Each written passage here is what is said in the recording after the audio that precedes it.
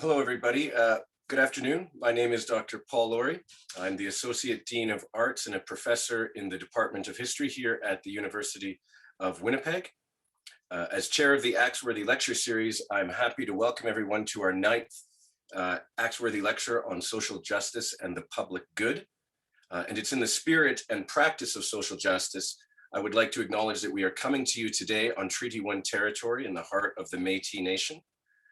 And by acknowledging our presence on Treaty 1 land, it reminds us that all space, whether public or private, is never neutral, but rather a product of various social, economic, and political forces that shape and are shaped by all of those who come to reside there.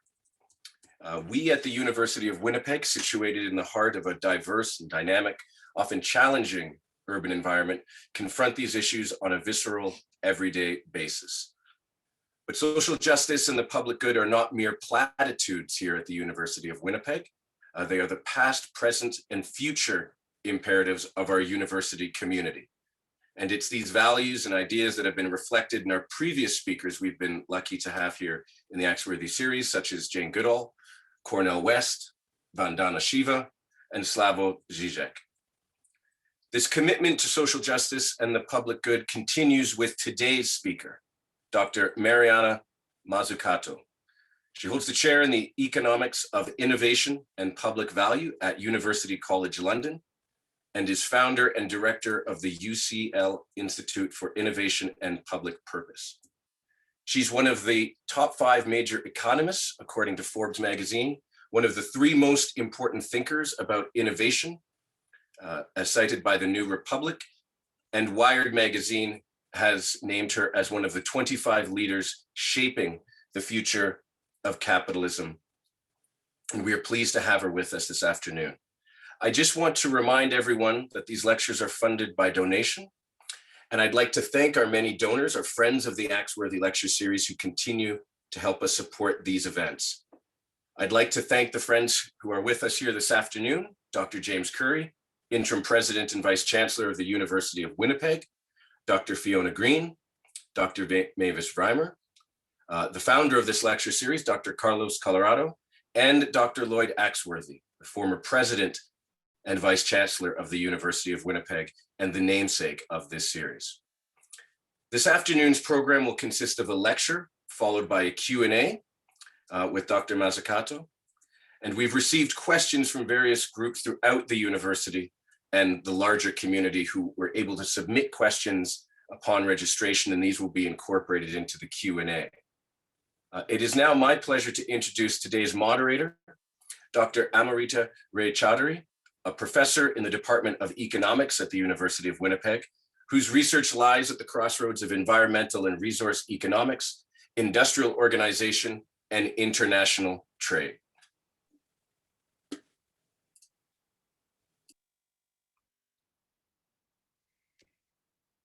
Hello, everyone, and welcome. It is my pleasure to introduce our speaker for today's Axworthy lecture, Mariana Mazzucato, professor in the Economics of Innovation and Public Value at University College London. She's also the founding director of the UCL Institute for Innovation and Public Purpose. She's a prolific researcher who has published numerous articles, books, as well as policy reports, and has won prestigious international awards for her works, such as the 2020 John von Neumann Award and the 2018 Leontief Prize for Advancing the Frontiers of Economic Thought. We are living in some unprecedented times, grappling with multiple global challenges, such as an ongoing pandemic, disruptions due to climate change, and rising income inequality. And as the global economy inexorably moves us towards a future where these policy challenges must be faced, Professor Mazzucato provides a fresh outlook on how to tackle some of these issues with a focus on the role of the state. Currently, in line with the economic literature on directed technical change, governments tend to rely on taxes and subsidies to incentivize the private sector to invest in certain types of technologies, for example, setting carbon prices to encourage the research, development, and deployment of cleaner technologies. However, Mariana suggests that the role of the government should go far beyond this. In a series of influential books, she provides compelling arguments based on historical examples that invite us all to reimagine the role of governments in fostering innovation. She argues that historically, the most groundbreaking technological advances would not have been made possible without proactive, risky investments undertaken by governments, which induced collaboration across multiple public and private sectors. Mariana's work sheds light on what an optimal structure of such public-private partnerships for innovation might look like. It involves designing the most effective contracts between the government and private sector and highlights some key features that governments should include as part of this negotiation process. Her work has immediate policy relevance and gains further importance in this post-COVID era where governments are in the process of deciding how to spend large stimulus packages. To this end, Mariana has been advising policymakers across the world, at the EU, at numerous governments, including the UK, Italy, South Africa, the Vatican, as well as at national and international organizations such as the UN, NASA, and the World Economic Forum. And today, she will be talking to us. So without further ado, let me turn the screen over to Mariana Mazzucato. Thank you so much, Amrita. It's a real honor to be here. And I love the introduction about this, whole series being about social justice and the common good. And really what I hope to do is to help to kind of reimagine what we even mean by the public good. In economics, the public good is often seen as a correction for something that someone else is not doing, the private sector, whether it's not funding enough basic research or whether it's doing too much of something like producing pollution. And the policymaker has to come in and correct for that. And I think the kind of key takeaway of my talk tonight will be about what does it actually mean to put public purpose and public value at the center of how we think about the public good, but also very much not just about rethinking government. I mean, that is, as you just said, very much at the heart of what I've been trying to do, really rethinking the state and the public sector. But in the end, this is not about glorifying the state. It's not about kind of the us versus them.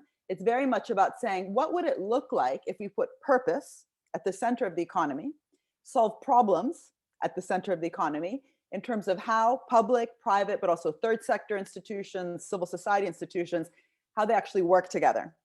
What does that mean for the design, as you just said, about the contracts, but also what does it mean for making very explicit the fact that economic growth has not just a rate, but also direction.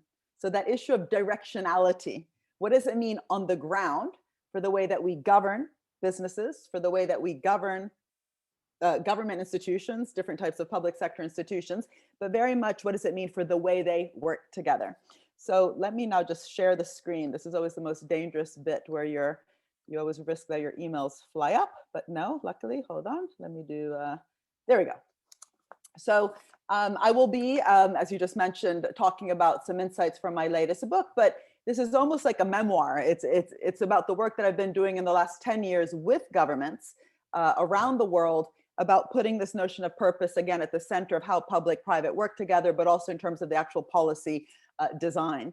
And we're living through an incredibly challenging moment, every country, in terms of actually delivering what we need, whether that's personal protection equipment, PPE, whether that's, producing a vaccine that's actually universally accessible, whether that's about solving a key problem that we've seen with COVID, which is the digital divide, as all these students and kids globally are locked down in their homes. They're obviously not accessing their human right to education in the same way.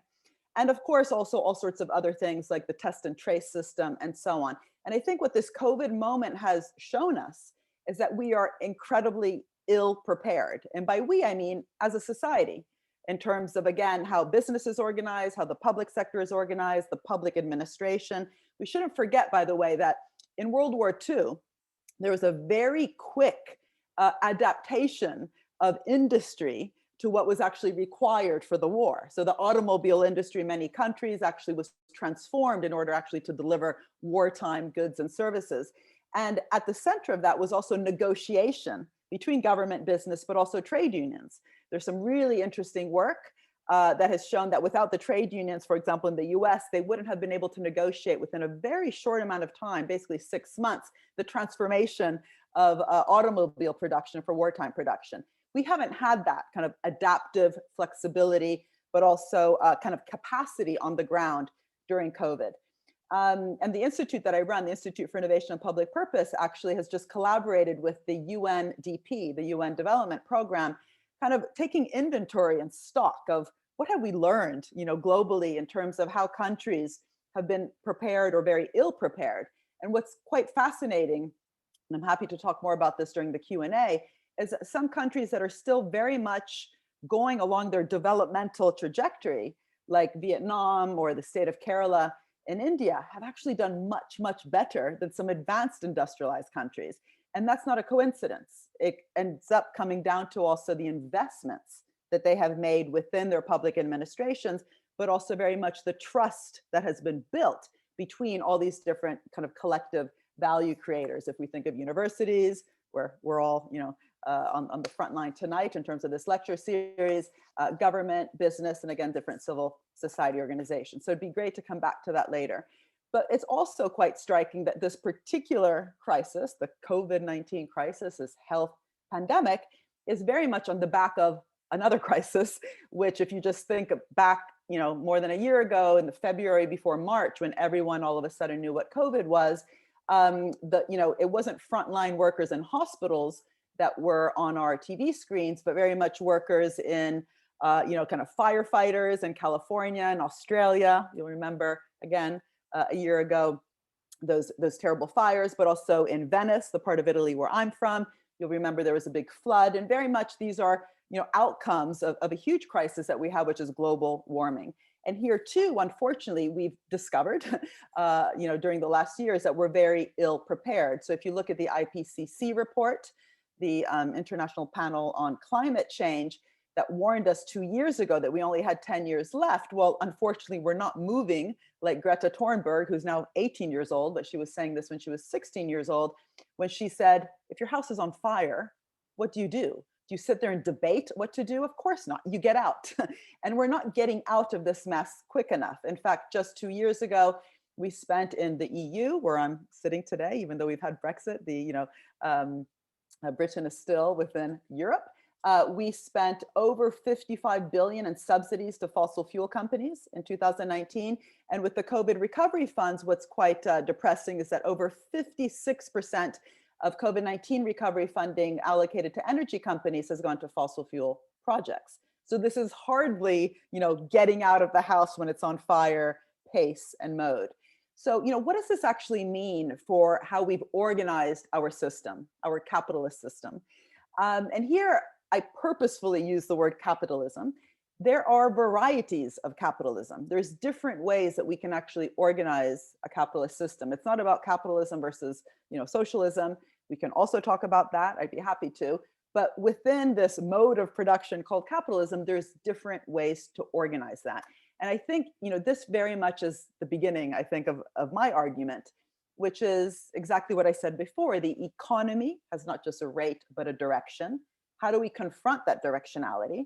But instead of using the word the market as this kind of deterministic thing out there, let's consider the market itself and market processes as outcomes of how we govern different types of value creating institutions in the public sector, in the private sector, which means both business and finance, and in kind of civil society organizations I mentioned before, which include trade unions. And very much market outcomes also end up being outcomes of how these different types of organizations relate one to another. So intra-organizational governance mechanisms and inter-organizational relationships. So very much at the system. And I begin here because if we don't do that, we end up thinking that the problems we're facing are themselves the problem, as opposed to these governance questions. So instead of looking at the symptoms, a health pandemic, a climate crisis, a financial crisis, which are outcomes of the problem, they're symptoms of the problem, what does it mean to really look inside the organizational and inter-organizational governance mechanisms. And this is really where I want to begin, just to make sure we're all on the same page of understanding just how deep the change is that we require. And I want to do this before I come up with my solution, which is this kind of notion of mission-oriented, not only policy making, but governance systems. So bear with me a bit. I'm going to do this quite quickly. I want to look at finance, I want to look at business, and I want to look at government in terms of governance failures. And then I want to talk about what would it look like if these governance mechanisms were different, driven by common purpose, and also what we can learn from the past. So let me begin with the financial question, also because we're still living through, and very much we're living through the remnants, the kind of outcomes also of the financial crisis that we had over 10 years ago. And unfortunately, we didn't learn the lesson from back then. We flooded the system with liquidity to save the whole kind of financial system from falling apart, but lots of that finance went back into the financial sector. And this is not a coincidence. This is very much a product of how the financial system today works. This graph here is from the Bank of England, from some work of Andy Haldane, who I really admire. I think he's one of the best bankers out there. He's the chief economist in the Bank of England, who's shown that to a large extent, global finance has been financing itself. So FIRE means finance, insurance, and real estate. So in the UK, for example, only 20% of funds actually end up in the real economy. Most of them end up again in the FIRE related sectors, finance, insurance, and real estate. And that is very much also at the heart of why we end up with financial crises and kind of housing bubbles if you just make it really easy for people to buy things through debt, for example, through mortgages, without actually increasing people's real wages, so their ability to pay back that debt, you end up with housing bubbles. And you would think that this was on the front page of the newspapers today, the fact that in many countries, including the UK and the USA, we have levels of private debt to disposable income back at the same levels they were before the financial crisis, and that caused the financial crisis, and it's not. So we simply have not learned that lesson. And finance should be facilitating finance towards the real economy and also helping it transform the real economy. I'll talk a lot about this towards the end of the talk, towards a green transition. And we're not even close to that. It's a big thing even to get back into the real economy itself, let alone transforming that economy. And this really is my second point, which is it's not just about financialization of finance. We've also had a financialized real economy. So the business sector, different industries, whether we're looking at the digital sector, health, even energy, and so on, unfortunately, over the last 40 years has become overly financialized. What do I mean by that? I mean the lack of reinvestment of profits and net income back into production. You end up having kind of profits without production. And you see this in different ways. I've documented this with some colleagues. Bill Lazanik has written great works on this. This graph here is from his article in the Harvard Business Review. We've also written about this together, where if you look at share buybacks, for example, this is a symptom of the problem. You have over $4 trillion having been spent by the S&P 500 companies just in buying back their shares. So in the same way that finance is not going back into the real economy, you also have profits in the real economy itself not going back into production. And you see this here with the percentages on reinvestment, the lack of it, and repurchase programs, but also dividend payouts. And if you look at the macroeconomic figures, you'll remember that GDP, not a perfect measure, but it does tell us a lot, can be broken down into consumption spending of consumers, investment spending of businesses, government spending, and net exports. That IBIT, so the business investment share of GDP, has actually been falling globally. And this is, again, due to this corporate governance structure, which in many ways has prioritized value extraction than value creation. My previous book called The Value of Everything focused a lot on that. But this is also why there is sort of a wake-up call. There's lots of discussion in places like Davos, where this year was online, but last year in 2020, I was there, and there was so much talk about this need for stakeholder value, not maximization of shareholder value. Very much kind of a mea culpa moment where large corporates, for example, in the Business Roundtable, have been arguing that they too realize that this is a problem. If you're just buying back your shares and not reinvesting back into improving working conditions, research and development, improving communities around companies that are very much also at the heart of the context in which companies create value, this is a problem. And what I'll be arguing at the end is that, this really is all talk. We're not walking the walk yet of stakeholder value unless we find a way, hence the need for my book, find a way to put this notion of stakeholder value, not just as a discussion about corporate governance, but very much at the heart of the system itself, the capitalist system itself, the market system itself, in terms of how different stakeholders create value and how we also distribute that value in such a way that is as collective as the value itself is created. And I'll be giving some, recommendations on how we might think about this, but this is also something that we should recognize.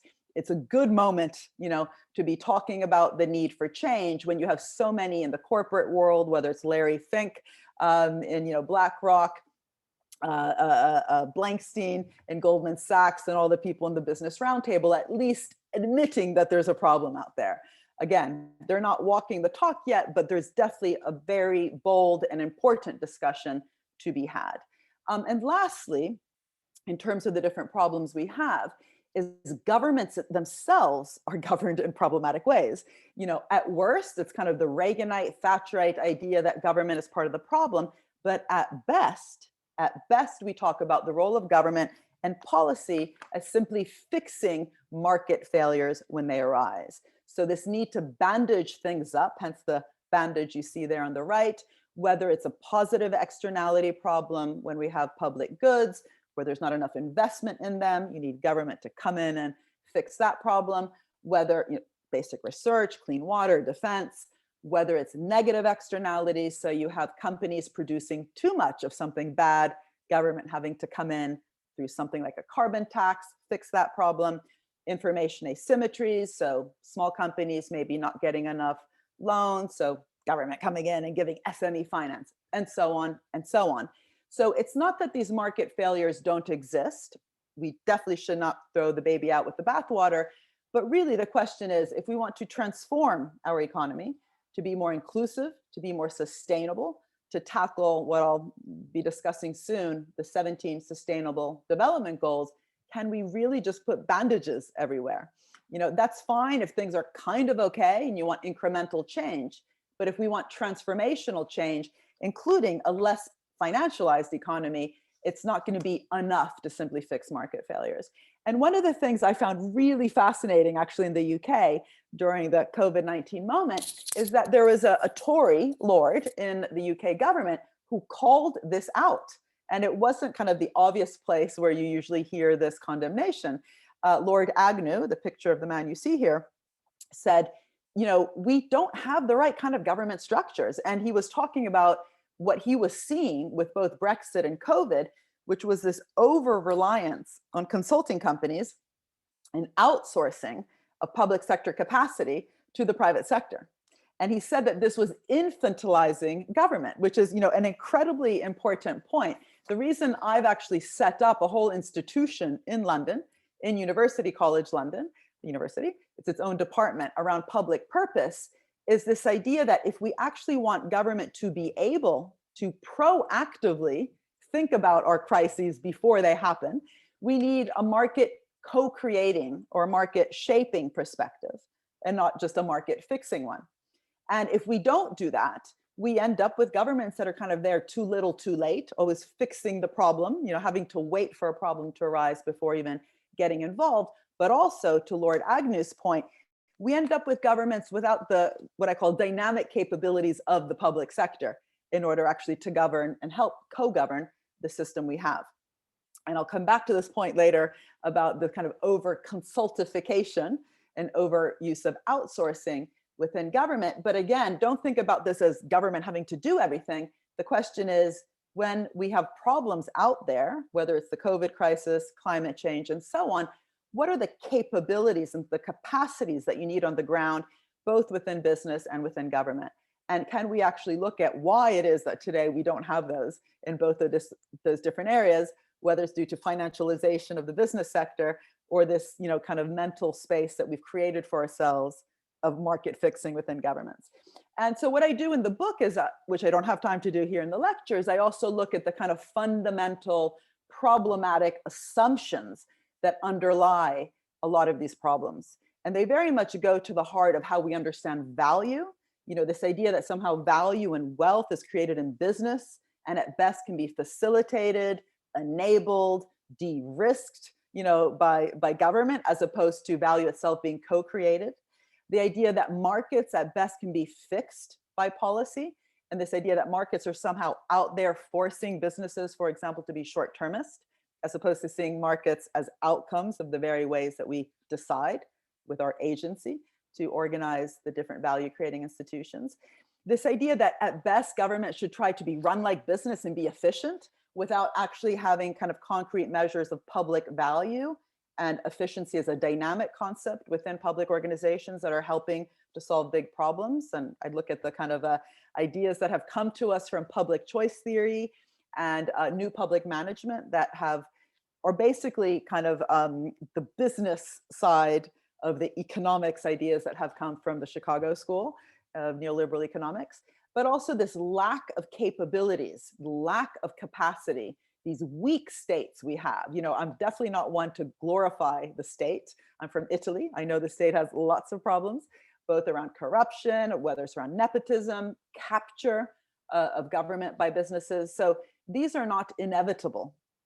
And when you don't have a strong sense of public value and public purpose within governments, it's also quite likely that you don't invest within public institutions in those debates also. I'll talk later about the BBC debates as an institution around public value, but debates about what is government for? What does a market co-creating framework look like? What are the capabilities and capacities that you need within public organizations and private organizations to co-create value? And lastly, this idea that policy is there at best to level the playing field. Well, you're not going to level our way towards a sustainable green transition. We're not going to level our way towards achieving inclusive growth. We're not going to level our way to having really strong global health systems that we've realized with COVID-19 that we actually really require. We are only as healthy as our neighbor is. What does it mean to really kind of revitalize the idea of the welfare state and to make it a modern, innovative welfare state? Can we simply level the playing field to produce that? No. And so what the book does, it goes back 50 years or 51 years now, since it was 1969. So if you look back at 2019, almost, well, now it's 52 years ago. What actually happened when we had a moment in history where you had both public and private organizations being innovative, investing towards a common purpose, and asking really difficult questions about their own governance structures, but especially about that really crucial public-private relationship. And one of the first things is, this was not government driven. It's not that government did everything to get us to the moon and back again, 52 years ago, but it was definitely led. And the vision itself very much actually came from public sector leadership. Just read that 1962 speech by John F. Kennedy in Rice Stadium. Just the fact he said, we're going to do this because it's hard, not because it's easy. Do we hear leaders today saying that about, climate change? Do we hear them saying this is going to cost a huge amount of money? We might fail along the way, but the battle is worth it. No, we don't hear that. But we also don't have, and this is really crucial to a lot of the work that I've been doing over the last decade, we don't have that willingness to experiment, to innovate within the public sector. As soon as government makes a mistake, it's on the front page in the UK, it's the Daily Mail or the Sun. Every country has its equivalent of that. And yet when Kennedy gave his famous speech in 1962, they had no idea how to get to the moon. There was different ideas, and I have them here on screen. They ended up with a lunar orbit rendezvous. But the fact that, this was seen as something important, it was to beat the Russians, it was a Sputnik kind of Cold War moment, but that they were willing to throw at it, not just a lot of money, but also that kind of experimental and innovative capacity of government and that kind of public-private relationship, we simply don't have that level of kind of public statements of the kind of risk-taking, the uncertainty, the probability of failure that might occur along the way. And I really do recommend everyone going back to that speech, because again, Kennedy was very clear. It was not only going to be hard, but there might be a lot of money wasted along the way, but it was worth it. And also it was quite interesting that because there was a very clear target, it wasn't just the space race or beat the Russians, it was getting to the moon and back again in one generation. Very soon what they realized was that NASA, kind of leading the way, the National Aeronautics Space Agency in the US, had a structure that was too vertical, it was inertial, it wasn't flexible and agile enough, to the point that on that tragic day of the Apollo 1 fire, one of the 3 astronauts who couldn't hear, he had his earphones on and just couldn't hear what was being said by the mission control room, said, how the hell are we going to get to the moon if we can't even hear each other and talk between 2 or 3 buildings within a square kilometer on Earth? And so, George Mueller, who came in from Bell Labs, was very much thinking, well, yeah, exactly. We have to change how we ourselves within our institutions think, how we govern ourselves, the culture of change and risk-taking that I talked about before, but also in terms of the communication between the usual silos that we have. That itself has to change. So they came up with this kind of, project manager team building role where all the different project managers were delegated very important tasks, and they were meant to be communicating constantly between each other while at the same time having delegated teams that were going down their own routes. But that need for constant agility, flexibility, and horizontal, not vertical communication was very important to them. And I'm sure anyone who has experience of working with government will often hear that one of the key problems with global governments is that each department, the Department of Energy, Education, Health, Defense, works within their own silos. So this was very much in some ways a call to action that if government wanted to be purpose driven, it had to break out of its silos. It needed much more horizontal communication, which, the extraordinary thing was also that horizontal communication wasn't just within government. It was very much across the economy. If you look at all the different spillovers that occurred along the way towards trying to get to the moon, these were spillovers that occurred from innovation and investment across so many multiple sectors.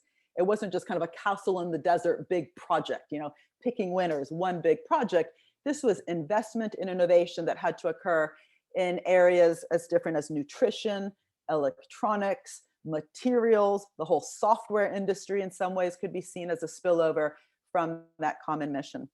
And a lot of the kind of, grounded earthly innovations that came out of it, whether it's home insulation, baby diapers, foil blankets, athletic shoes, were very much part of that kind of serendipitous process where you had this, key challenge transformed into a mission, but lots of intersectoral innovation and collaboration and lots of bottom-up projects that had to be solved along the way, of which many failed. We shouldn't forget, many, many failed. Including the Apollo 1 fire, but lots of the innovations that also had to occur. One of the things I focus a lot on the book on is that what was especially interesting was that in order to do this incredible mission, very clear purpose driven achievement, NASA actually paid a lot of attention to the concrete changes that had to be made, not just within its organization, but to the public-private partnerships. So this idea that if you're purpose-driven, you need organizational change, organizational culture that's risk-taking, but also a purposeful collaboration. And I was actually quite surprised when I looked at the secondary documents there, how they cared about things like having clauses in the procurement contracts that were very clear about no excess profits. No excess profits will be earned from this, right? This is a collective risk-taking process, and business should make profits. It's not about charity, but you won't make excess profits. Why? Because it's a collaboration between many different organizations, of course, NASA being one of the critical ones. And so having both collective creation, but also collective kind of distribution of the rewards not so much in terms of, say, equity stakes, but in terms of making sure that all the different partners weren't actually earning in excess of what they were actually doing. Secondly, they also very quickly, this was done through Ernest Brackett, the head of procurement, he looked at the procurement contracts and realized that they had been designed in problematic ways that could be easily gamed and captured. And he thought that they should change from being cost plus contracts, where any cost that came to NASA had to be paid, to fixed price contracts with incentives for continual innovation and investment. And so the design of the procurement contract, which is a contract between two parties, itself, again, had to change just as much as the organizational culture had to change. So instead of glorifying the word, public-private partnership or ecosystem as though that's in itself a good thing, the idea was, how do we actually have a public good, a common good focused contract? What does it mean to actually redesign those contracts in such a way that you have both risk sharing, but also that the kind of continual incentive towards investing towards the project itself, what we're trying to do. And it was also Ernest Brackett who said this wonderful phrase, which I keep repeating, like I repeat that infantilization word that Lord Agnew talked about, which is that when governments stop making investments within their own brain, they can easily not only get infantilized, but they can easily get captured by brochuremanship. So again, coming back to this public-private partnership, the idea was, of course, we need to partner, but we also need to be kind of equally capable, right? It's not about having, value creation happening inside business and somehow the state, they're just fixing market failures. NASA itself had to be investing within its own brain, within its own research and development and dynamic capabilities, because if not, they wouldn't know how to design the terms of reference themselves on how to work with business. They could easily get captured. And what's interesting is they didn't have PowerPoints in those days. They had brochures, hence the word brochuremanship. And so even though we often hear of these problems of corruption and capture, this is not inevitable. It's also a consequence of the different organizations themselves, not necessarily being equally kind of, hefty in terms of the negotiation, but also very much in terms of the capabilities. And it did cost a lot of money. It did cost a lot of money, as Kennedy foresaw. He also foresaw that it was going to cost a lot, but not as much as we spend on cigarettes and cigars every year. But I think the real lesson is that it's not just about money thrown at a problem. It's very much also about the structures on the ground, those issues around organizational culture, or what we also call today in the innovation literature, kind of a national innovation system, lots of different public investments across the whole innovation chain, working alongside the private sector and well-designed contracts. My 3 books ago, Entrepreneurial State, looked at all these different types of organizations, but let's just admit that this is not just helicopter money, as we would say today, thrown at a problem, but very much if you look at all the different organizations that were involved in the Apollo program, that was very, very, very important in terms of actually producing those kinds of spillovers that I talked about before. So the second half of the book asks, well, what can we learn about everything I've just said? Leadership, cross-sectoral innovation, purpose-driven public-private partnerships, organizational cultures that welcome risk-taking, but also driven by some sort of a public purpose-driven goal. What can we learn from that lesson for the kind of challenges we have today? And the challenges we have today, we should remember that every country, Canada, the US, the UK, South Africa, Brazil, and so on, every country is actually signed up to really challenging goals called the Sustainable Development Goals that were very much outcomes actually of a lot of stakeholder discussions around the world. It wasn't just kind of plopped down from the United Nations. And these 17 goals, these are kind of the current challenges we're facing. In the same way that the Apollo program was a mission, but directed at the challenge of the space race, these 17 goals are very much the kind of challenges, not the missions, the challenges that we face today, because we've agreed on them. If we don't want to do them, let's take our signatures off. If we do want to do them, what does it mean to transform the challenges into missions that are as targeted, as inspirational, as cross-sectoral, as much catalyzers of bottom-up experimentation as we saw with the Apollo program. And we should remember that, of course, these are much more difficult. These are not purely technological missions. These are all, if we think of no poverty, zero hunger, quality education, and so on, the kind of missions that would underlie them are much more wicked, right? This idea of wicked problems that mean that we require political change, behavioral change, regulatory change, not only technological and organizational change, also social change. But still, what are the kind of lessons we can learn? So when I said that the book was a bit of a memoir, it's because in the last years, I've tried to help governments and also, for example, the European Commission redesign their policies to be more mission-oriented, moonshot-oriented, catalytical in terms of getting lots of different sectors in the economy to collaborate, bottom-up experimentation towards very clear goals. And I've called this kind of a mission-oriented approach. And the idea really is to begin with those challenges, transform them into missions that are, again, bold, but also inspirational, that can actually, help us reimagine a different type of future. But also to see what does this mean, for example, for industrial strategy. So industrial strategy is no longer seen as a list of sectors that we decide to give money to, life sciences, financial services, or whatever, but to really be cross-sectoral. So the focus is not on picking the sector, picking the winners, but picking the problems, and then that redesign process to get as much collaboration. And that real focus on partnership with the purpose, as NASA had, the contracts have to be redesigned, whether we're thinking about procurement policy, and don't forget procurement budgets are often the largest percentage of government budgets, often even 20 to 40% of what a government spends on. So procuring in solutions. So redesigning procurement grants and loans to really catalyze that bottom-up experimentation. And so whether we look at, say, SDG 13, like clean oceans, SDG 14, climate change and global warming, these are just graphs from this report that I wrote for the European Commission, on the back of which actually Europe, the Commission itself decided on this idea of missions as a legal instrument in the Horizon 20 program, which is about 90 billion euro fund right now in Europe for innovation. And both of these, you'll see that obviously clean oceans is not just about, just clean up the ocean, but it has to be something as specific as a plastic-free ocean, getting 90% of the plastic out over the next 5 years. That's what a mission is. You can actually answer yes or no, did you achieve it? Or with climate change, 100 carbon neutral cities, yes or no, did we achieve it by 2030? You can't fudge that answer, yes or no. Did we get to the moon and back again in a generation? Yes.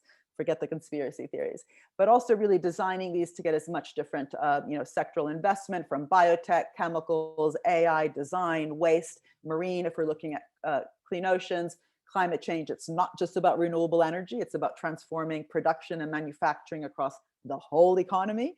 And those bubbles there on the bottom really are examples of the many different types of bottom-up projects that need to be solved along the way, of which, again, many will fail. So that kind of desire to solve problems also needs to come along with a willingness to take risks and to not just talk about de-risking, but also risk sharing and so on. Some of the work I did with the UK government under Theresa May was helping the government stop just making a random list of sectors. Different countries often have random lists of sectors, but really focusing on problems, whether it's clean growth, future mobility, aging, the data economy. And beneath those, for example, underneath the future mobility challenge that they're facing, really formulate different types of missions. This is an example of one we worked on with the UK government, which was by 2040 to put the UK at the forefront of safe, sustainable, and universally accessible travel, and so on. So the word universally accessible travel meant that some of those projects that had to be solved had to come, for example, from the world of disabilities. So again, being very clear on what the goal is, precisely in order to crowd in, right? So picking the willing, not picking winners, and crowding in different types of projects that will help you fuel solutions to the goal. In Sweden, what I found very interesting, and this is a country I've been working with as an advisory board member of the innovation agency there called Vinnova.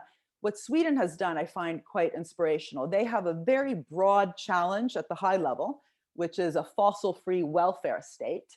And that means the state, everything it does has to change, whether it's public education, public health, public transport, the way it delivers public transport with business, or public education, also interacting with different types of organizations, has to have this idea of fossil-free and carbon neutrality at the center.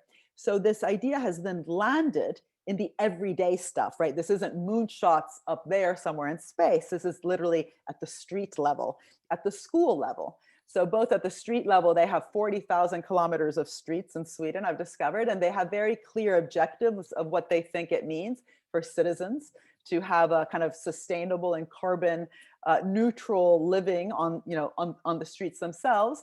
And there's this wonderful Guardian article actually recently that reviewed that. But more specifically, just in terms of the communication of this might be easier, their carbon neutral public education mission came down to literally like the school meals, right? So the school meals have to be healthy, tasty, and sustainable.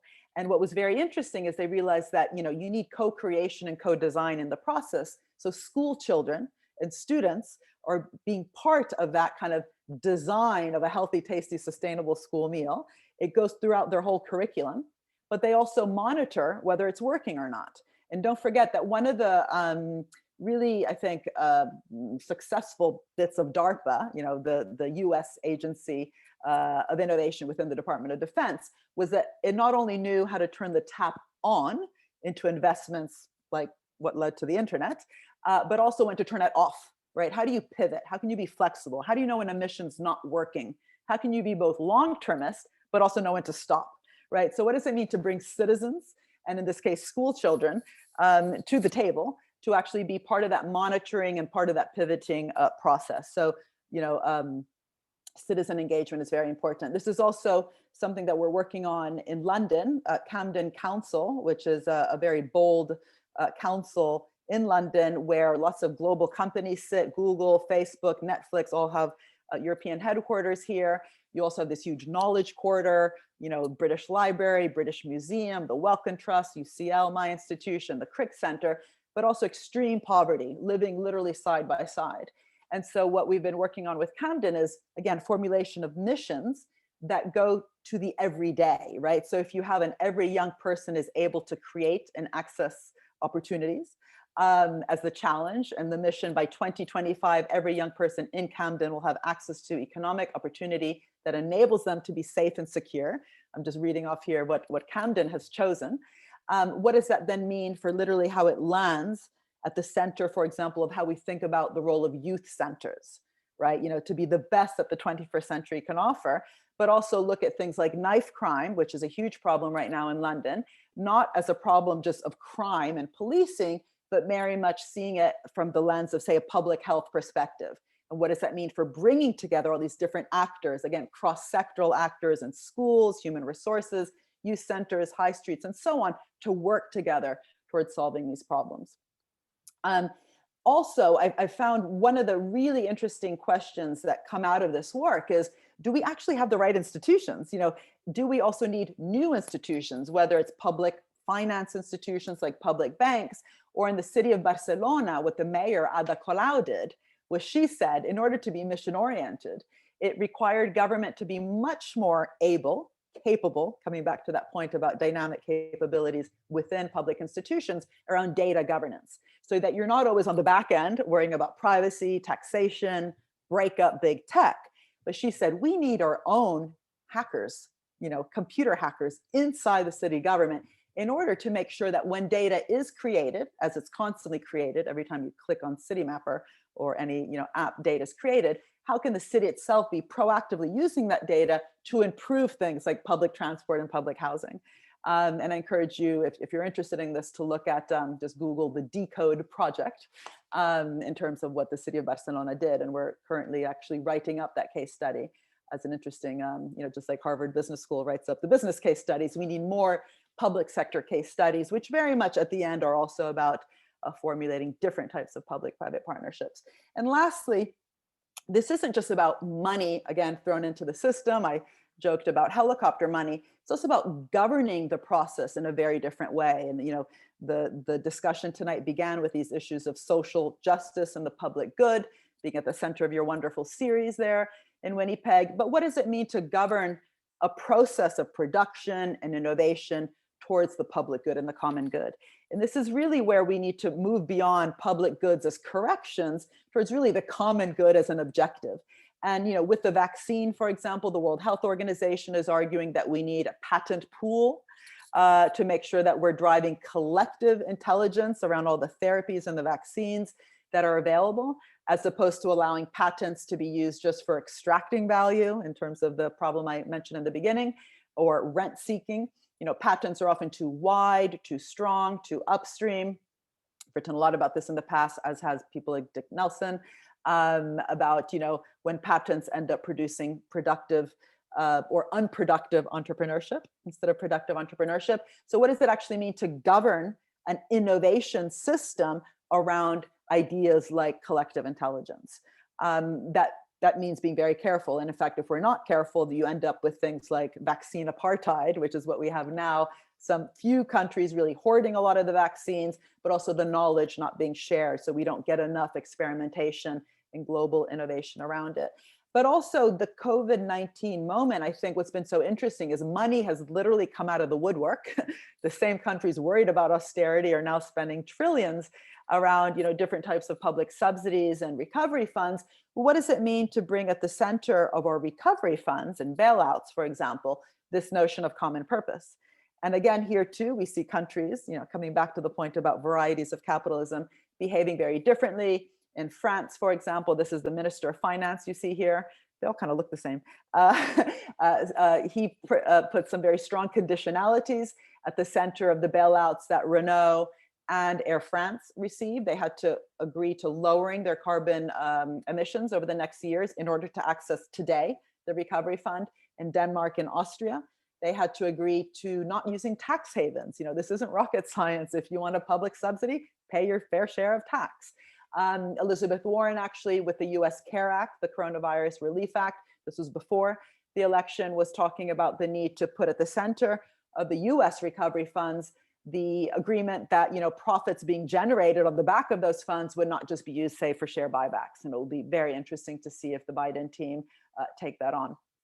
And lastly, we should remember, as I just mentioned already before, about the wicked problems, going to the moon was actually easier than solving some fundamental problems we have around inequality.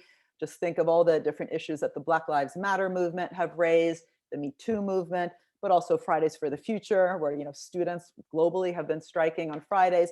These are really social problems that are much harder to solve than a purely technological fix. This wonderful poem and song by Jill Scott Heron, Whitey on the Moon. A rat done bit my sister Nell, but Whitey's on the moon. Her face and arms began to swell, and Whitey's on the moon. How can we be spending all this money up there when we have this extreme inequality on Earth?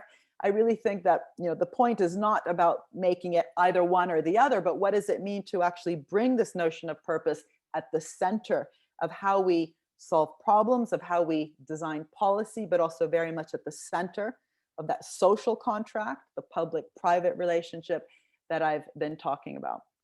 This requires a new political economy. I'll just put up this slide. I don't have time to go through it because I want to finish in 20 seconds. We need to rethink value. I've already talked about this. Markets, organizational capabilities in all organizations that are key to creating value. We need to think about outcomes-based budgeting.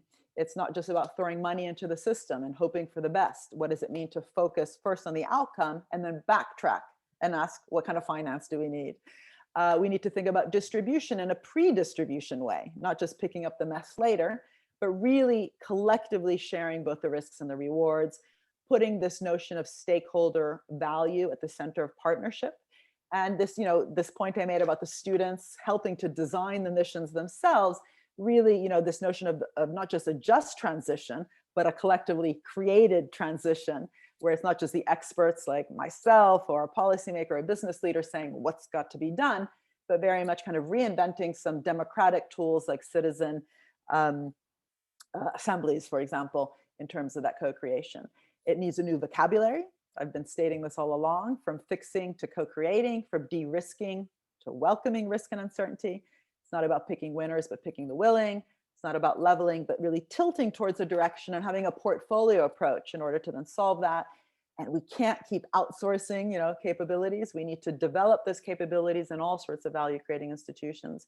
And one thing I didn't have time to talk about is, that we also have to know how to value the investments once they've been made. Cost benefit and net present value would have, stopped the moon mission from the start. And, what does it mean to actually explicitly then capture in our valuation metrics, for example, all those spillovers that have happened along the way towards getting to the moon. That's actually often a feature of bold mission-oriented investments. That serendipity makes a lot of things happen. Do we actually have metrics that capture that? So the process matters as much as the mission itself. So let me stop here. I think I've already spoken over 2 minutes what I was allowed. I apologize. And happy to answer any questions.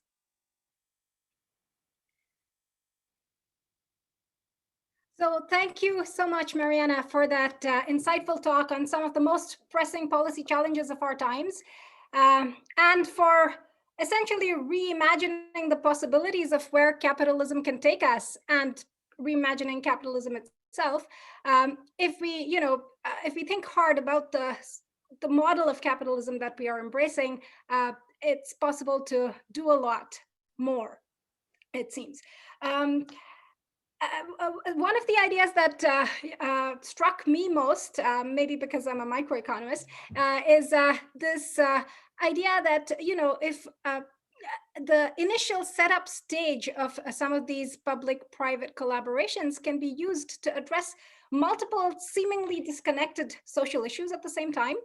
So on the one hand, as you suggest, governments should set clear goals, and funding should be made conditional on private sector entrepreneurs meeting these goals, which is useful for channeling the innovation process towards socially desirable directions. And at the same time, you suggest that governments should work into the initial negotiations a profit-sharing rule, so that some of the proceeds from these successful innovations come back to the government. And this is very important for dealing with inequity issues. And so this seems very clever, this two-pronged approach of using this mechanism around the negotiation process between governments and the private sector to deal with different issues, inequity on the one hand, directing innovation on the other hand, which at first seem sort of very different and disconnected, but linking them together in this way. I'm sure we will be discussing more about these mechanisms and about some of the challenges and the political economy angles that you were bringing into your talk as well shortly in our question and answer session. At this point, let me thank the listeners, because they have been submitting many interesting questions at the time of registration. And in the interest of time and to cover a variety of topics, we have combined and paraphrased some of these questions. There will be some questions from me, some from the listeners. It'll be a mix as we go along. So this brings me to the first question for you, Mariana. The moon landing came out of the space race or competition between governments, the US and Russia. And currently the same countries with others are collaborating instead of competing on the International Space Station. So the question is, should national governments collaborate or compete with each other when they invest in the development of breakthrough technologies that address global challenges such as climate change and health pandemics? So it's a great question. And I think there's only one answer. They have to collaborate. None of the biggest problems that we have today can be solved actually by any government alone or any one actor, whether it's just business or government. It has to be international and inter-actor and intersectoral very much. That doesn't mean that countries shouldn't worry about their national competitiveness strategy, right? And in fact, this is interesting today where, Biden is, for example, in the US, kind of rediscovering industrial strategy after Trump had some years of, we could call it mercantilistic policy, really focusing more on exchange, trade rules, walls. So what does it mean actually to focus on an industrial and innovation strategy, which is trying to solve big global problems. Think of that problem of, getting the plastic out of the ocean. No one country is going to do it on its own, but the innovation, the investment that's required will need national capacity. It'll need capacity both within governments and within the business sector itself. And that will be very much created through an active industrial strategy, which is, again, problem-oriented instead of just handouts, subsidies, guarantees. That's really one of the key points I try to help governments, which is redesign your policies so it's less about a handout, subsidy, or guarantees to stand still towards a transformation that's required. The steel sector in Germany, for example, which was having problems in recent years, received a loan from the German government, conditional on it reducing its material content along the whole value chain. It is today one of the most innovative and sustainable and modern steel sectors in the world, not because they went to Davos and decided they had to be purpose driven, but to get one penny of the public subsidy from the government, they had to transform, right? So having a national transformational industrial strategy, which is collaborating with different countries around the world in order to solve big problems like around climate change. These two things are not, how do you call it? It's not a trade-off. The problem is that if we are along the way outsourcing, as I was talking about, that kind of government capacity nationally, right, in terms of the national competence and competitiveness, we don't get that kind of performance and the kind of spillover effects that you require, which are also, by the way, productivity spillover effects, right? Productivity is an outcome of investment. It doesn't just happen by talking about productivity.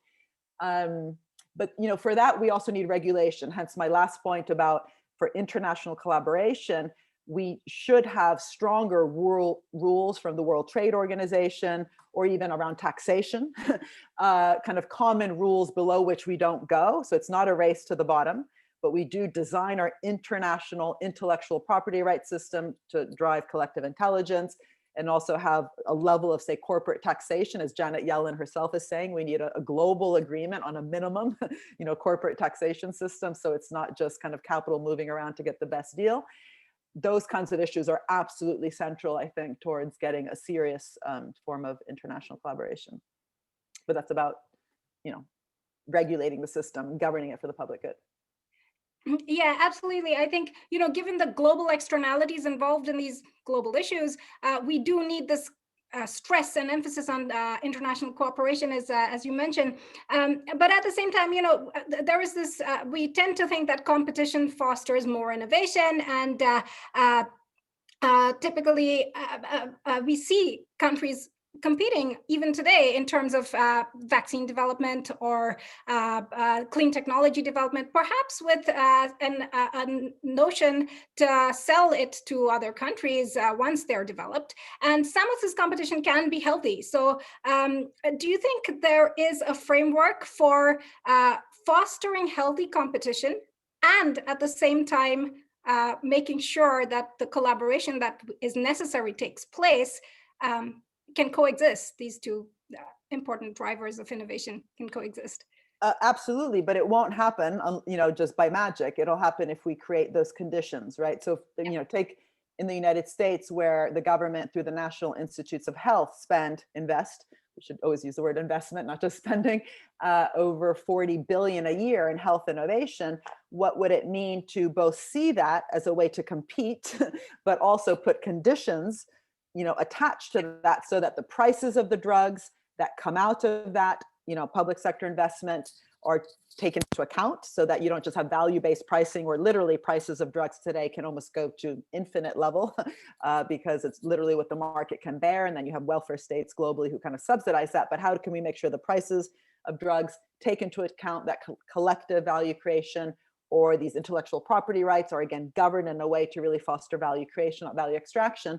That would allow you to both kind of look at the competitive side, so the investment itself, that kind of patient, long-term, strategic, mission-oriented public investment through the NIH, but then you govern it in order actually to meet the needs of citizens, so citizens can actually even buy the products that they are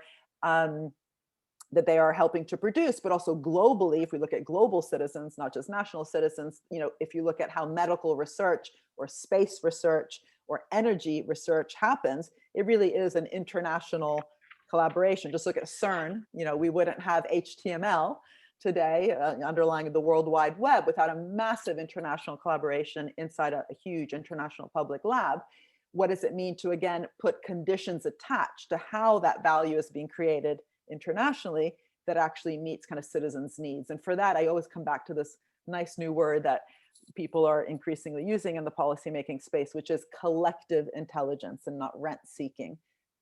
That will only happen if we govern, patents and other types of collaborations to kind of, have that design of the common good, which your series seems to be about, at the center. Thanks. Thank you. I think you've just answered my next follow-up question, so I will skip over that and move on to our next sort of focus on some of the political economy aspects of implementing some of your ideas. So we have a question here which asks, are governments in liberal democracies really well positioned to spearhead long-term investment projects? Because of re-election concerns, political leaders face 4 or 5 year election cycles and need to take into account the risk preferences of the electorate and the taxpayers. So in this kind of environment, why would taxpayers expect governments to take on risky investments with their money? So it's a really important question, and it's exactly why I kind of focus in the beginning on this need for organizational change. One of the points I raised in the book that I wrote called The Entrepreneurial State was, it wasn't just public money that got us everything that makes our iPhone smart and not stupid, internet, GPS, touchscreen, Siri, and so on. But there were particular types of public institutions like DARPA that were purpose driven, but also independent of the political process. So being public, but not politicized, right? So the fact that DARPA, for example, brings in top scientists, but also investors for 5 years, with the 5 years not necessarily coinciding with the 4-year election cycle, being very clear that the remit is in fact to take kind of big, bold bets, but towards kind of, purpose-driven ideas, including, driverless cars. Why do we have them? Well, because it was very advantageous for war to not have, people inside tanks, right? You have driverless tanks going around. So that itself was a wartime mission. The reason we have the internet, the mission was to get the satellites to communicate. No one talked about the internet. No one cared about the internet as a thing in itself. It was a solution to a problem in the same way that GPS was. So if you have a purpose-driven organization, which fosters that kind of risk-taking and agility and flexibility, as NASA very early on realized it had to, but really seeing it also through a DARPA mentality. Why is this just in the military that we have this? Why can't we also think about that kind of organizational culture and depoliticized public sector that's not just driven by the electoral cycle and all sorts of different problems that we have around the SDGs, again, inequality, health, and so on. I've been arguing for quite some time that we need an ARPA-H, a HARPA. We wrote a document, a report 3 years ago called The People's Prescription, which now resonates with the call for a people's vaccine, arguing that how can it be that the NIH, as I said before, puts all that money in and then doesn't really care about the prices, making sure that they reflect that. And yet when the Defense Department funds health, because they do, because soldiers get sick on the war, they do care about it. Why is that? Well, because they want to win the war. So if we see social problems with the same urgency that we tend to see wartime problems, to win the war on poverty, but also, the war against global warming. I don't like the war metaphor because I think it makes us fear, but really seeing these as opportunities for investment and innovation, taking them as seriously as we do these kind of military missions requires, in the first instance, seeing it as urgent, and the second instance, seeing it requiring that organizational change. In Italy, by the way, where I'm from, we had a very large state-owned enterprise that was crucial for Italian kind of industrialization, from being agricultural to industrial. And it had 3 different phases. It was called IRI, Istituto della Ricostruzione Italiana.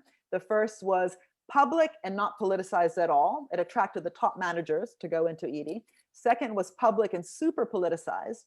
And third was privatized. And the second and third phase were equally disastrous, which again, that's one of the key themes in my work, which is it's not about public versus private, but how can you actually really govern a public institution, in this case, driven by public good, and a private institution to really be driven in a serious, walk the talk of stakeholder value. Yes, I think one of the things that you talked about a lot in your talk was the risk taking on the part of governments, and I would like to link that to some of the things that you were just saying in response to the early question. So, given these sort of constraints of liberal democracies, I guess your approach is not to suggest that governments should become risk lovers in general, but there are these specific contexts and conditions under which it becomes necessary for governments to take on big risk. So could you elaborate on what are those conditions, and when those conditions are fulfilled, are there some mechanisms for inducing governments to take on more risks, given some constraints that we were discussing? Sure. I think there's kind of logically, there's kind of 4 different points. I don't know if it's 4, I just said 4, but anyway, the first is, to really be very clear on what problems are we facing. And, that will require risk taking, because if the problem was easy to solve, if there was no level of risk or investment that was really required, it wouldn't be a problem. We would be solving it already, right? So to admit that kind of directionality of growth that I talked about, it's not just the rate of growth, but we need to make bold choices on the direction. Second, we need to set this up as a portfolio. This is not about picking a project, picking a sector, picking one technology. This is about kind of tilting the playing field towards a direction that helps us solve a problem. Within that, having a portfolio. That portfolio, by definition, requires that kind of risk-taking mindset. It's not risk for the sake of taking risks, as though that's a good thing in and of itself. But any kind of way that we can solve big problems that we have will need multiple solutions. It's not putting all your eggs in one basket. Renewable energy and the green transition is not going to be just about solar. It will require different types of investments. Third, it is that point of organizational change and risk taking that I've talked about already, so I won't go into that. Fourth, and this I think comes to your point, is what does it actually mean to set up that portfolio? So you're not just socializing the risks, but also the rewards. And one of the examples I've often given is, because people don't realize this, that when the financial crisis happened and the US government decided to have a proper stimulus package, which unfortunately in Europe, we decided to go down the austerity route, the 800 billion stimulus package originally was meant to be green directed. The US government did end up having a portfolio approach in terms of the investments. They invested in companies like Solyndra, but also Tesla and other companies that were seen to be part of this kind of potential green transformation of the country, but they didn't go the whole way. So when Solyndra went bust, and everyone knows that Solyndra went bust, it became one of the kind of picking winners problems. The taxpayer was basically asked to, bail out Solyndra for 500 million. That's what they got in a guaranteed loan from the Department of Energy. The same amount of money, just a bit less than that, went to Tesla. And that was seen as a big private sector success. So the kind of going the whole way would have been, how can we socialize not just risks, but rewards? And so that some of the some of the upside that is produced by the successes, there'll be lots of failures, that's inevitable, but the successes, what does it mean to really share those rewards? And what Obama did was the opposite of what he should have done. The government said to Elon Musk, if you don't pay back the loan, we get 3 million shares in your company. Had he said, we get 3 million shares if you do pay back the loan, which they did in 2013, the price per share went from 9 to 90. That difference multiplied by 3 million would have more than paid back the Solyndra loss in the next round. So whether it's through equity stakes, governing IPR for the public good, making sure that prices of products reflect that public contribution, or different types of conditionalities that I mentioned, including conditions on reinvesting profits into the economy, not just extracting it out through share buybacks. These are all different examples depending on which phase also of the innovation cycle we're looking at that matter. So, the basic research bit, which got us the internet, you wouldn't have equity stakes in basic research, but you could govern the process of technological change in such a way that is not creating what William Baumol called unproductive entrepreneurship in terms of allowing patents to get abused. So I guess we were talking a little bit about liberal democracies, and there is one that our listeners today are particularly interested in, Canada. So here in Canada, on the one hand, the federal government and certain provincial governments have in the recent past invested in oil pipelines. On the other hand, there is an ambition to uphold Paris Agreement commitments. And to that end, the Canadian government has implemented a carbon price and has plans of raising it further quite a bit over the next few years. Can Canada or any other oil exporting country credibly balance these two concerns? Would you suggest the Canadian government take a different approach? Very political question. So I guess it's not just the Canadian government. Many governments have to change their approach. And one of the key problems, and this has actually been something true, especially in Canada, where there was, in the past, at least in Canada, too much emphasis on indirect incentives, lots of different types of tax incentives that were trying to get business, say, to change what it was doing. And really that just increases profits. It doesn't really catalyze new types of investments, creating additionality, right? New investments that wouldn't have happened anyway. So the first point I would make with Canada is, in terms of the portfolio of different instruments, not just portfolio of different things to invest in, there has been an over-reliance in Canada, in the past at least, on these indirect tax incentives, as opposed to direct, strategic, kind of mission-oriented public sector investments, which eventually crowd in private sector investment in new areas. The second point is, what are we even investing in, right? So it's not just about direct versus indirect, but the direct bit, what are we trying to lead on in order to crowd in the private sector? And so this comes back to that previous point about the portfolio. If we want a green transition, well, then obviously oil pipelines, it's going to be a bit weird if that's going to be kind of a key part of your portfolio. Transitioning out of that means not just, waking up one morning and not doing that. It does mean also, like in the case that the example I gave with Germany, where the condition attached for the public subsidy to a very polluting area was a transformation of that area, lowering their material content and so on. That can be part of a transition also of existing industries, which are seen as part of the problem, instead of just kind of bashing them, helping them transform through subsidies to be part of the solution, not part of the problem. But eventually, surely if a country is going to have, a green transition, it will require a portfolio of different areas that really can lead that transition in a non-fossil fuel directed way. And so in that sense, I think the answer is obvious, what should be done. But, it is hard. I don't want to, it's really important, for example, I mentioned before this concept of the just transition. This is something that labor unions globally are talking about, which is, what are the investments we need within human capital, within workers who are working in areas like oil pipelines or the steel sector and so on, in order to transition towards a cleaner economy. And that, just like that first point that I made about the World War II transition and transformation of the automobile sector towards a wartime, production sector, that required trade unions to be at the center of that process. So kind of capital labor relations today being at the center of a process that helps us negotiate and transition away from a fossil fuel driven economy towards a cleaner one. I don't think there's enough discussion about that, because it shouldn't just be about the just transition after someone talks about the transition. It should be about labor's voice ex ante and part of the planning process itself. And for that, we need stakeholder capitalism.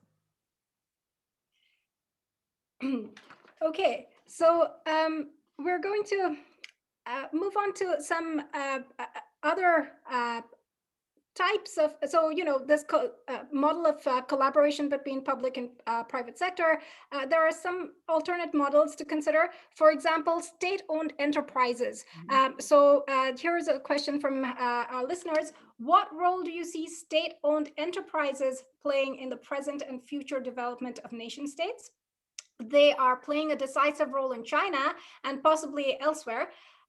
Do you believe that state-owned enterprises should be used as economic development tools more generally? Well, so first of all, state-owned enterprises aren't, good in and of themselves. It depends how we govern them. That example I gave of the Italian state-owned enterprise, IRI, Istituzione della Ricostruzione Italiana, which was very important in Italy, had those three different governance phases. So how do we govern state-owned enterprises in order to actually deliver, the common good is a fundamental question. I'm currently an advisor of the South African president alongside others like Danny Roderick. And one of the questions we're precisely battling with is, Eskom, which is a global giant around energy in South Africa. It's a state-owned enterprise. What does it mean for the government to use its ownership of that SOE to, for it to change, for it to be a leader in the South African government's ambition towards sustainable growth? That's very different from just bailing it out year by year. Similarly, if we look at public banks, in Italy, the public bank that we have is called the Cassa Depositi e Prestiti, CDP. It doesn't operate like the public bank in Germany, the KfW. It doesn't, until now, hopefully it'll change. It hasn't had those really important conditionalities at the center of how the loans are given out to really foster that transformation of Italian industry. It has basically just bailed out problematic sectors, and it's not clear why that shouldn't be government's role to just help a sector or a firm to stay in place.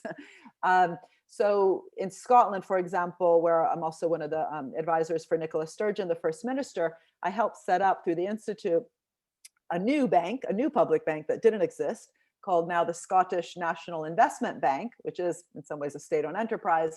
But the idea, again, of putting missions at the center meant that how it's giving out that patient long-term strategic finance is about helping different types of organizations find solutions towards really important problems, like, say, digitalizing the health service and allowing the NHS to be very proactive with data. That's very different from just having SME policy, small, medium enterprise policy, helping small companies survive just because they're small. This is really important, I think, if we look at the success in the US, not of state-owned enterprises, but of policies like the SBIR program, Small Business Innovation Research Program, where every government department had about, I think it's 3% of each government department's budget is supposed to crowd in innovative solutions from small companies through this procurement program. That's helping SMEs come in to offer solutions for a goal set by the government. It's not just about, oh, you're a small company, here's some money in order to help you survive. So I know this is a different way to answer the question, but I just think we need to get our minds out of, are SOEs good or not, to, if we have SOEs, how do we make sure they really are part of the solution, and also get conditionalities, not just in terms of public-private, but public-public. That's the SOE problem, the public-public, how the government interacts with the SOEs itself needs conditionalities. It's not just government and business. Right. So we are almost nearing the end of our time limit. So I'm going to go on to a very different question, a refreshingly different question for you. You were mentioning students in your talk earlier, the youth of every generation experiences life differently, and today young people seem to care very deeply about the socioeconomic problems, poverty, inequality, climate change. And here is a reflection of that from one of our own students. She writes, I am at the end of my second year of studying economics, and I have become increasingly discouraged and dispassionate about the subject. I have thought of switching my major. However, I cannot shake the fact that economics is highly intertwined with the state of the world and the well-being of people. I guess my question for you is, how should one navigate the topic of economics with a more egalitarian and social justice mindset? That's her question, and I'd like to quickly add on one of mine onto this. Should we be changing the way in which we teach undergraduate economics in some way in response to the current mood of young people? And if so, how? Right. So it's a very broad question, but it's a very good one. It was actually at the core of my previous book called The Value of Everything, where I look at the problems we have today in our modern economies and look back at how we think about the economy in economic theory. And I make a relationship between the two. Bad theory leads to bad practice, and good theory can lead to better practice. But one of the key issues is how we actually even understand value creation itself, which I talked a little bit about today. One warning I would have is that the kind of rethinking economics movement, as important as it is, and it really is led by students specifically, and different types of universities globally, needs to be careful not to think that this is just about making economics less abstract. Sometimes, unfortunately, that is what one hears, that economics has become too mathematical. It needs to be more about kind of, the real world, yes, that's surely true, but the problem is not the math, it's what kind of math has been used. This idea that, for example, we have an economic system that leads to optimal equilibria, and any sort of disequilibria is a transient state, a short run, a state towards that long run equilibria.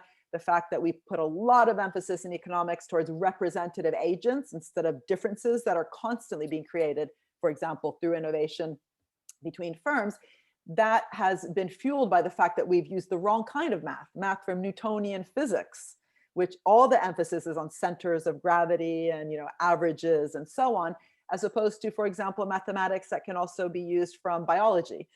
So replicator equations, which are all about distance from mean behavior, not average behavior. I just think, I really think we need to also look at that problem. It's not the only problem. And the reason I warn against this is that the worst case scenario would be that this wonderful movement out there to rethink economics ends up just making traditional economics be more user-friendly, be kind of easier to access without really debunking some of the fundamental assumptions around equilibria, multiple equilibria, around, again, collective value creation instead of value just created in business and fixed by, governments, around market failure theory and so on. So we need to rethink the whole thing. Excellent. I agree, and great response. I think we are out of time, but there are a host of other questions that were very interesting that I couldn't get to. But thank you so much for taking the time out and talking to us and sharing your thoughts on all these different issues. I will now turn the screen over to Paul, Dr. Paul Laurie, for the closing comments. Thank you. Thank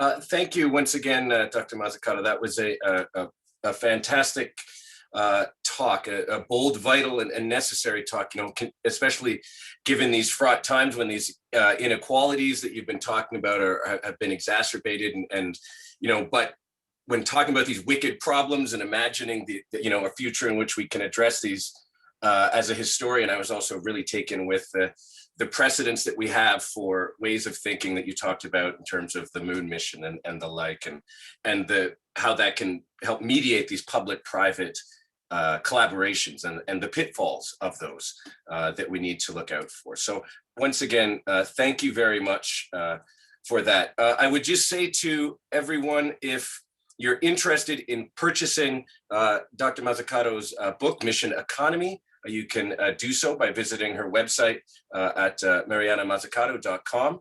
I also want to, just some thank yous in order here. I want to thank Dr. Rachel Baji for hosting our discussion this afternoon, moderating our Q&A.